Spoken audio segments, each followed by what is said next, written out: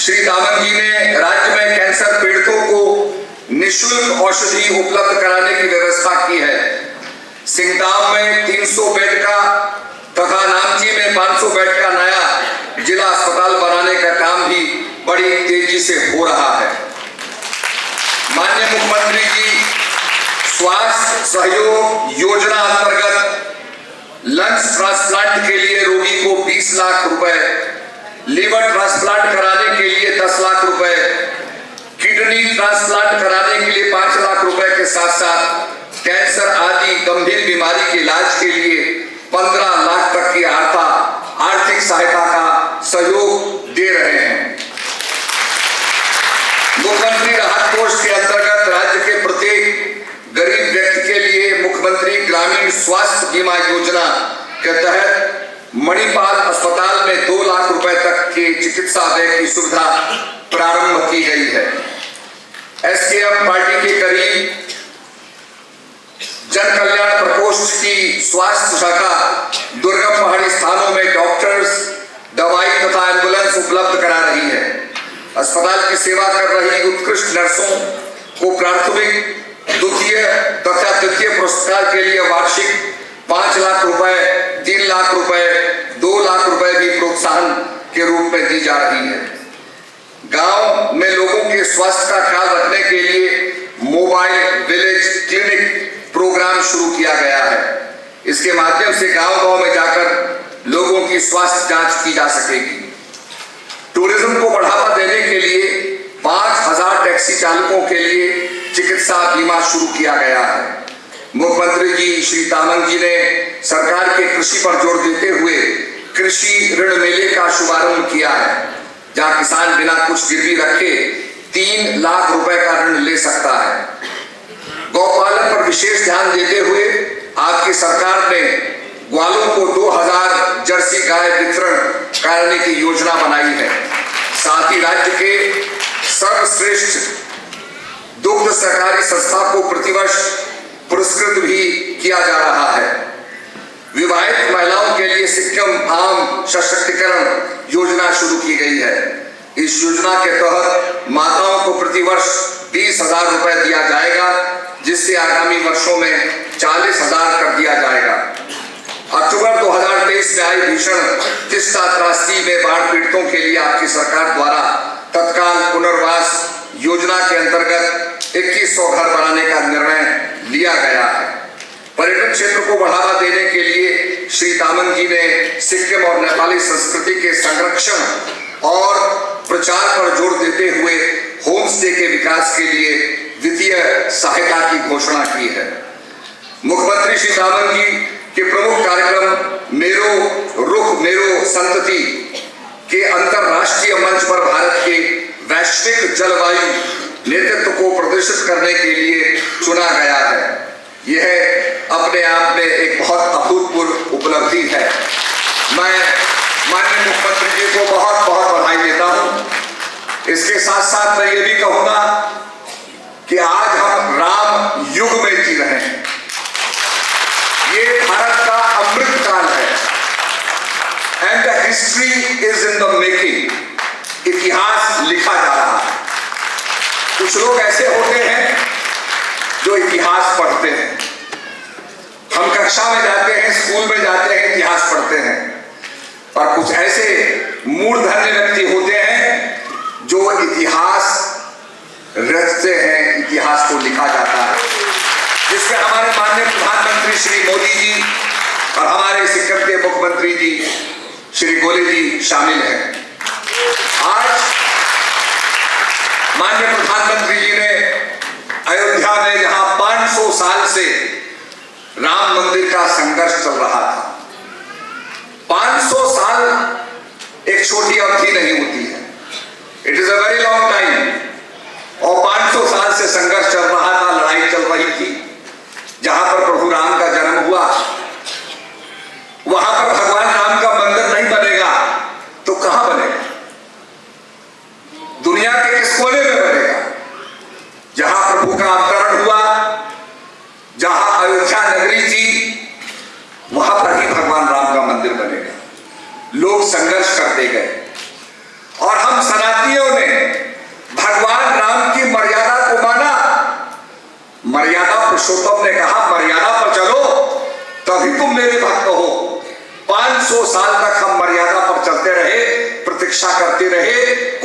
इंतजारी करते रहे और सबने कहा जो कोर्ट का निर्णय होगा वो स्वीकार किया जाएगा।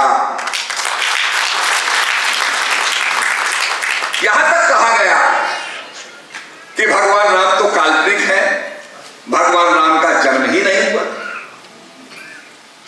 मैंने कोर्ट से कहा कि आप रामनवमी की छुट्टी देते हैं, अगर राम का जन्म ही नहीं हुआ तो रामनवमी की छुट्टी किस बात की? ये सबसे बड़ा प्रमाण है कि भगवान राम का जन्म हुआ, इसीलिए हम रामनवमी बनाते हैं और इसीलिए राम की मंदिर की मांग कर रहे हैं। आज हमारे प्रधानमंत्री जी ने उस सपने को भी साकार किया और हमने एक दिवाली को मना दी। अब ये दूसरी दिवाली बनाई गई जो भगवान राम की प्राण प्रतिष्ठा हुई, पूरे देश के अंदर, दुनिया के अंदर ये दिवाली बनाई गई और ये एक बहुत बड़ा ऐतिहासिक काम हुआ। मैं माननीय प्रधानमंत्री जी को बहुत बहुत बधाई देता हूं। अभी अभी हमारे मुख्यमंत्री जी श्री गोले जी ये राम का भजन सुन रहे थे, बड़े प्रसन्न हो रहे थे और ये कल ही मैंने रात को कहा भाई ये हिंदी में भजन बना है, इन कलाकारों से कहा इसको नेपाली में भी बनाओ। ये कल रात की ही रचना है, उसी ट्यून में, उसी संगीत में इन्होंने नेपाली भाषा में भी भजन बनाया। मैं बहुत बहुत बधाई देता हूं। ऐसा उत्साह होना चाहिए, निश्चित रूप में ऐसा उत्साह होगा तो हम इतिहास लिखेंगे। We will write history. क्या था हमारा भारत? नालंदा, जहां पर एक आक्रांत पहुंचा, बीमार हो गया था, बड़े बड़े चिकित्सकों ने, डॉक्टर्स ने उसकी चिकित्सा की पर इलाज नहीं हुआ, ठीक नहीं हुआ। किसी ने कहा तुम नालंदा जाओ, वहां के आचार्य तुम्हारा इलाज करेंगे। वो नालंदा पहुंचा क्योंकि वो कॉन्करर था।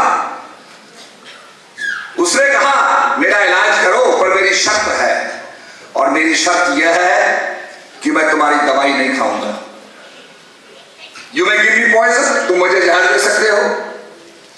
तो आचार्यों ने कहा ठीक है, हम आपको दवाई नहीं देंगे, आपको एक कुरान देंगे।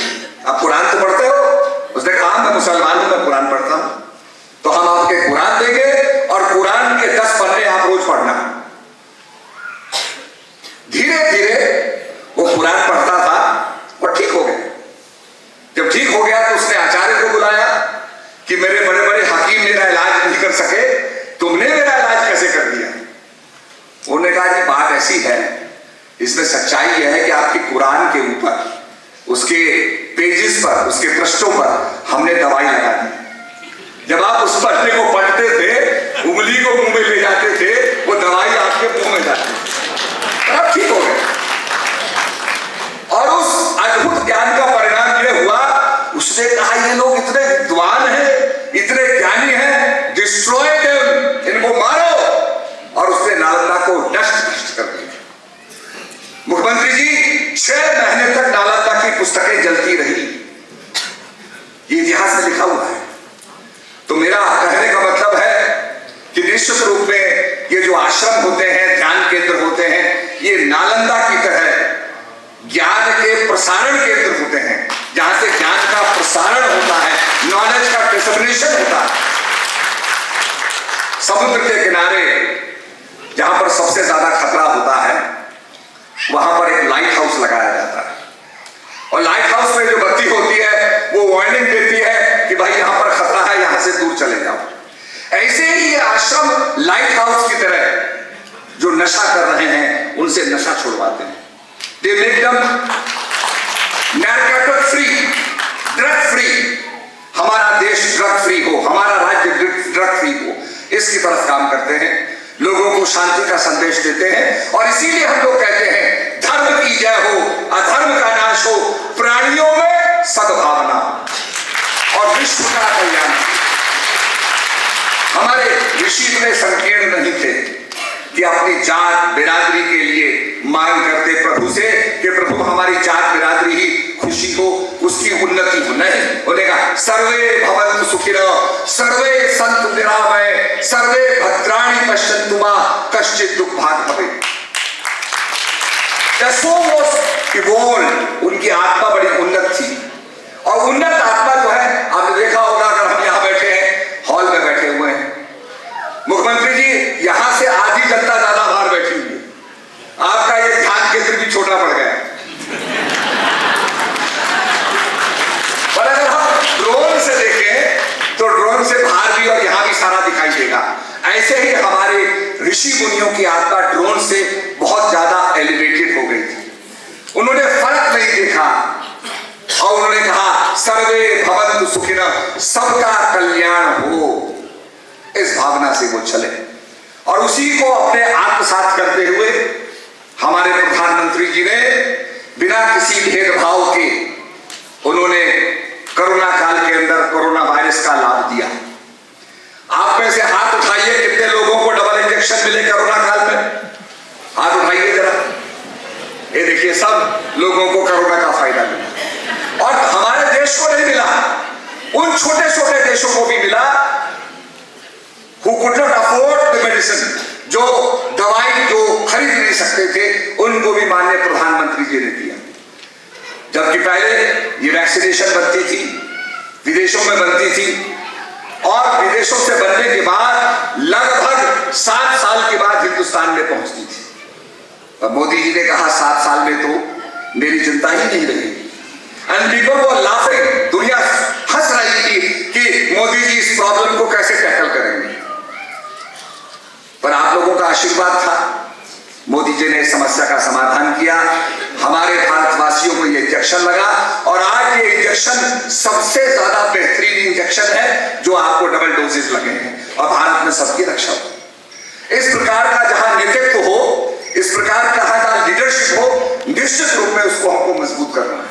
और आज मैं गोली जी के लिए आया हूं, यहां पर ये कहने के लिए आया हूं कि हम जब नवरात्रे मनाते हैं तो हम दुर्गा की पूजा करते हैं। दुर्गा जिसके अनेक आयुध हैं, वह हिमालय की कुरोड़ में जाती है, वैली में जाती है, वहां देखती है सारे देवता वहां बैठे हुए हैं। उनको राक्षस ने भगा दिया।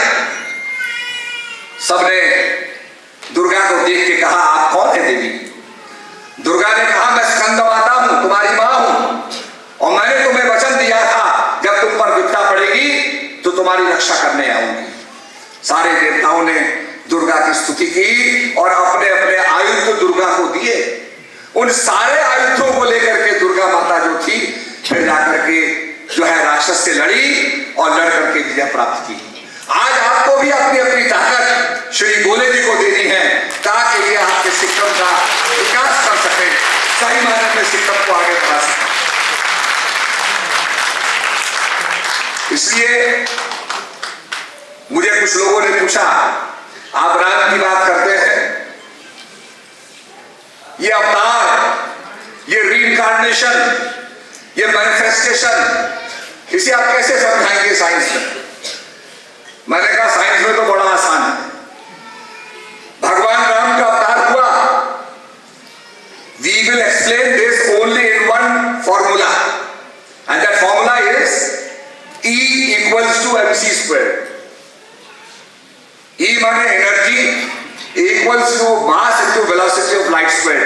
ये है मैनिफेस्टेशन, यह है भगवान का अवतार। क्योंकि कहा गया है जब जब होए धर्म की हानि, बाढ़ असुर अधम अभिमानी, तब तब प्रभु धर्म मनुज शरीरा, हरे कृपा रति सज्जन पीरा। जब जब धर्म की हानि होती है, आपने देखा होगा बहुत गर्मी हो जाती है गैंगटॉक में, उसके बाद हवा चलने लगती है और काले काले बादल आ जाते हैं और वर्षा हो जाती है। यह प्रकृति का संतुलन करने का तरीका है कि इसी प्रकार से हमारे संतों ने कहा जब धर्म की हानि होती है तो धर्म को स्थापना करने के लिए महापुरुषों का आना होता है और वो जो एनर्जी है वो मास into velocity of light square, अर्थात वो मास में परिवर्तित होती है, मानव शरीर को धारण करती है। जैसे प्रभु राम ने मानव शरीर को धारण किया और लोगों का कल्याण किया। प्रभु राम ना होते तो शबरी का उद्धार नहीं होता, प्रभु राम ना होते तो अहिल्या का उद्धार नहीं हुआ।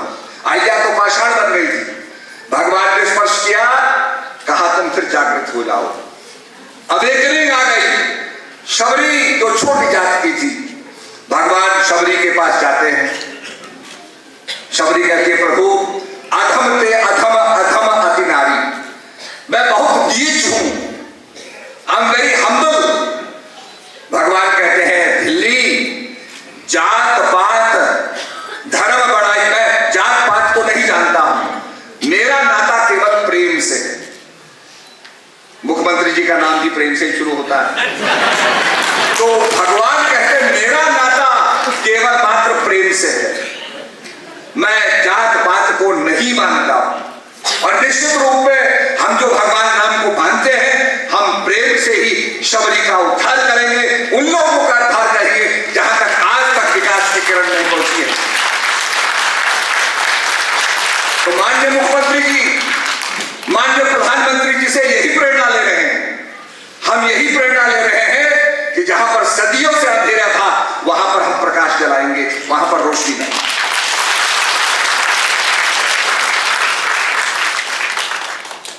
भगवान राम का तो ऐसा प्रभाव है, हम लोगों को भी अयोध्या जाने का मौका मिला।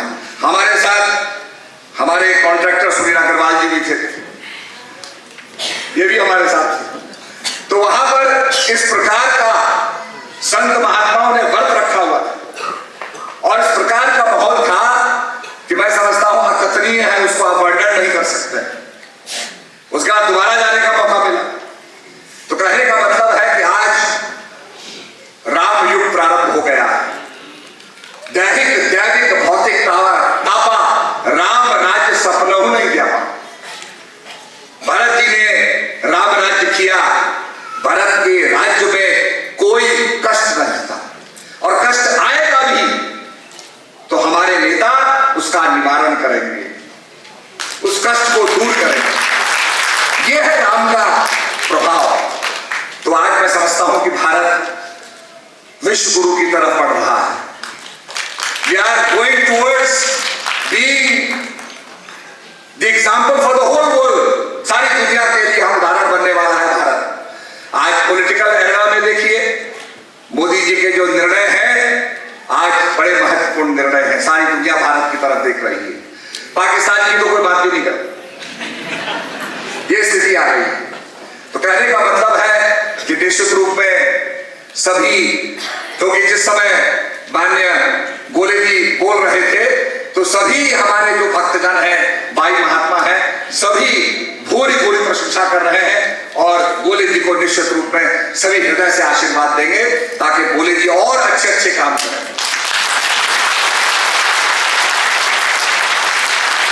अच्छा काम करना अपने आप में ही रिवॉर्ड है, उसके लिए कोई पुरस्कार नहीं दिया जाता। आपने अच्छा काम किया, यही बहुत अपने आप में। और आपने जो हमारी समिति को यहाँ पर जो ये बना के दिया है, निश्चित रूप में सद्भावना का प्रचार होगा और सिक्किम जैसे राज्य के अंदर जो शांति प्रिय राज्य है, निश्चित रूप में वहां से एक रोशनी निकलेगी और वो सारे संसार को प्रकाशित करेगी। इसीलिए हमारे गायत्री मंत्र में आता है, ओम भूर्भुवस्सुवः तत्सवितुर्वरेण्यं भर्गो देवस्य धीमहि धियो यो न प्रचोदयात्। हम प्रभु से प्रार्थना करते हैं कि हे प्रभु, मैं आपके प्रकाशक स्वरूप का ध्यान कर सकूं। और ध्यान करना अपने मन को कॉन्सेंट्रेट करना है, ये ध्यान का विषय है, मेडिटेशन का विषय है जो यहां सिखाया जाएगा। तो मैं माननीय मुख्यमंत्री जी को बहुत धन्यवाद देता हूं और ये कामना करता हूं कि ऐसा सहयोग उन्हें मिलता रहेगा, हमें हमारी संस्था को मिलता रहेगा, वो हमें देते रहेंगे। और ज्यादा न कहते हुए मैं अंत में कहूंगा, रावी की रवानी बदलेगी, सतलज का बहाना बदलेगा, शौक में तेरे जोश रहा, तस्वीर का जामा बदलेगा। बेजार ना हो, बेजार ना हो, ये सारा फसाना बदलेगा। कुछ तुम बदलो, कुछ हम बदले, तब तो ये जमाना बदले। बहुत बहुत